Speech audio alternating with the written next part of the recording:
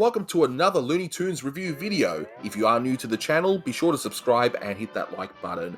And with me today to discuss this cartoon is my good friend Blue Genocide. Say hi. Manny gets a great cartoon, and I get this one. Oh, be quiet. You'll love it. You love it. You do. But anyway, just a few bits of information on this one. So it's the Shell-Shocked Egg, released on the 10th of July 1948 with a blue ribbon reissue that sadly only exists at the time of this recording on the 27th of November 1954. It's the 528th in the series and it's directed by Bob McKimson. And there is a new restoration that's currently on HBO Max. I can't show you the full cartoon, otherwise the video gets blocked by YouTube because it's, under copyright. But just a brief synopsis here, and when I say brief, I mean convoluted, so I'll do my best here. But essentially, a mother turtle buries her eggs in the sand, and while she's briefly away, one of those eggs is half-hatched and named Clem, and he gets up, he wanders off into a farm where he gets into all sorts of trouble, including an encounter with a dog who now thinks he's laid an egg. So I laid an egg. Laid an egg? A dog laying an egg? Hey, I'll be famous. The dog who laid an egg. Radio, movies, liver 3 times a day. Oh, and there's a discount version of Foghorn in there somewhere, which we'll discuss in a moment. Well, what's in your hand? The other one. This could get very tiresome.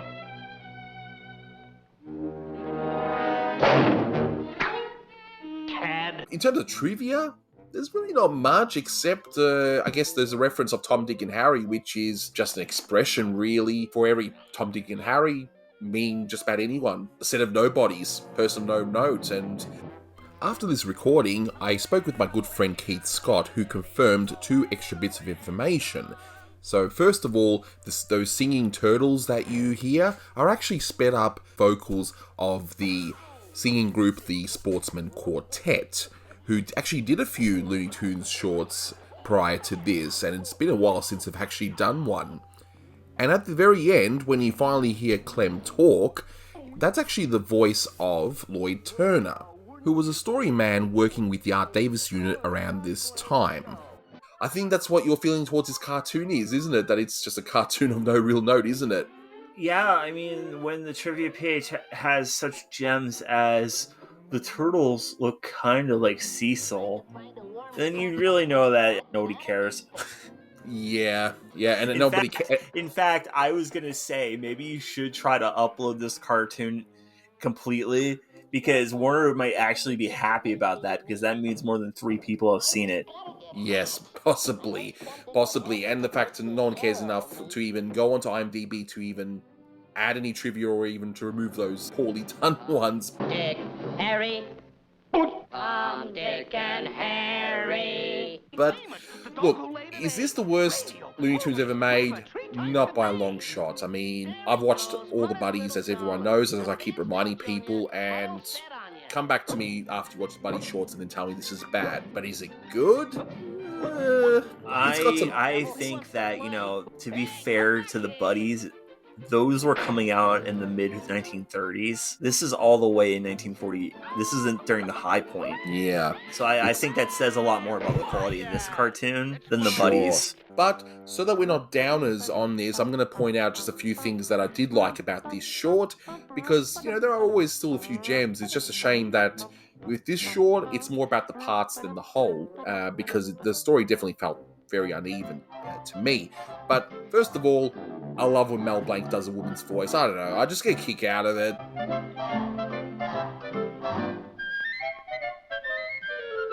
Oh my goodness, those people know that, for heaven's sake. Don't mind me, I just think I just like the way he does it, okay?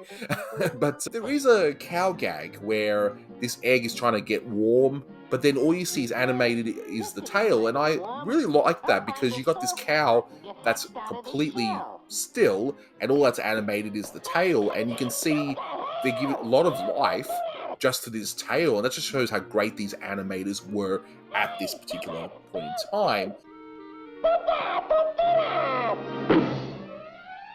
I think the next thing is interesting to see how there's a Foghorn knockoff here. I guess lower brand or something. Discount. This discount Foghorn or Walmart Foghorn for you Americans. I don't know. We'll figure it out.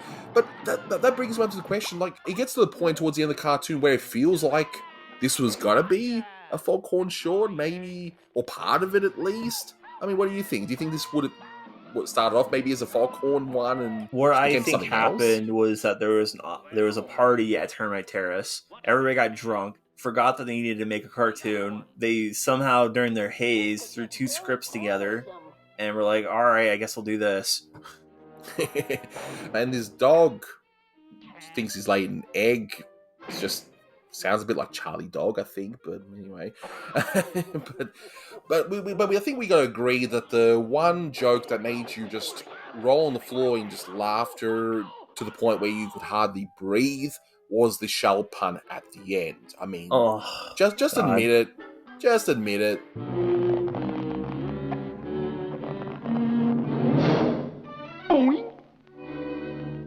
Well, now, wouldn't you just know it? I'm still in a god-blame show. No, You were rolling the on the only floor, the weren't only you? part that even remotely made me giggle a little bit.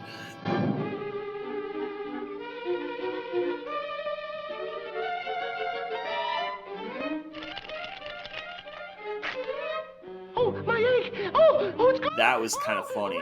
But then they do the same kind of thing with her digging the sand with a full-on... Excavator or digger, depending on what part of the world you call them. I was going to say digger, but...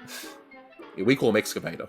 See, you've learned something new, folks. We call them excavators. I will say that it was a good thing that Turtles gave up their quartet after this cartoon and decided to go train in ninjutsu in New York after they got their 4th brother back, because, God, they're more interesting there. This one is definitely a bit of a misfire by McKimson, and it's a shame because we know McKimson's done some great work around this period of time, especially with Porky and Daffy.